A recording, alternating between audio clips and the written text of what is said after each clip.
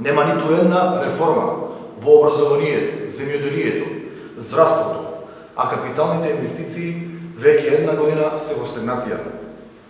Наместо актуелните функционери да се залагаат за благосостојба на народот, тие јавно потикнуваат на подкуп, доделување на државни средства на владени функционери, вработување на членови од семејствата, доделување на државни стипендии на министерски деца.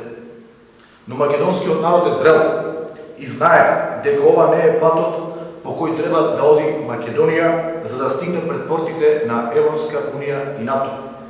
Ве повикувам во недела, во 13 часот, пред црквата Свети Никола, заедно да маршираме, заедно да испратиме порака кон Заев и неговата влада, дека Штип е град од каде потекнуваат голем број на херои и државотворци.